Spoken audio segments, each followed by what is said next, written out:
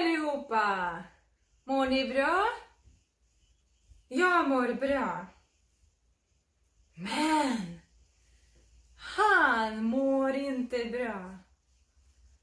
Han mår inte bra. Varför? Han har ont i benet.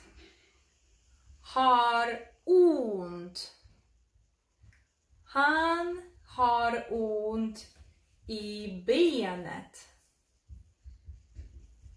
Hon mår inte bra. Hon mår inte bra. Varför? Hon har ont i axeln. Hon har ont i axeln. Han mår inte bra. Han mår inte bra. Han har ont i armen. Han har ont i armen. Han mår inte bra. Han mår inte bra. Han har ont i huvudet. Han har ont i huvudet. Hon mår inte bra. Hon har ont i magen. Hon har ont i magen. Han mår inte bra. Han mår inte bra. Varför?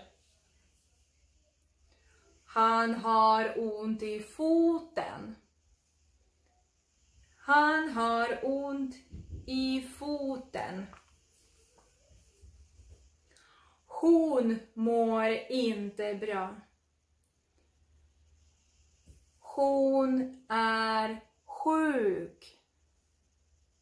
Hon är sjuk. Hon har feber. Hon har feber. Hon hostar. Hon hostar. Hon är sjuk. Hon är sjuk. Han mår inte bra. Han är sjuk. Han är sjuk. Han har ont i halsen. Han har ont i halsen. Han är sjuk. Hon är snuvig. Hon är snuvig. Hon är förkyld. Hon är förkyld.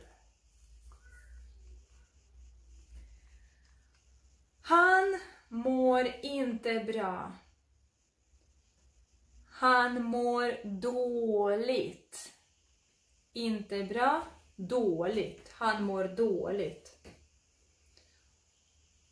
Hon mår illa.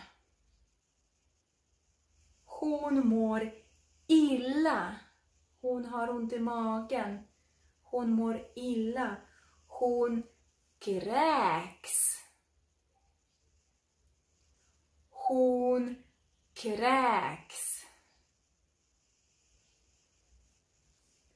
Han är frisk. Han mår bra. Han är frisk. Han har inte ont. Han är glad. Och jag är glad. Och du är glad, eller hur? Tack för idag. Vi ses i nästa video. Ha det bra. Hej då.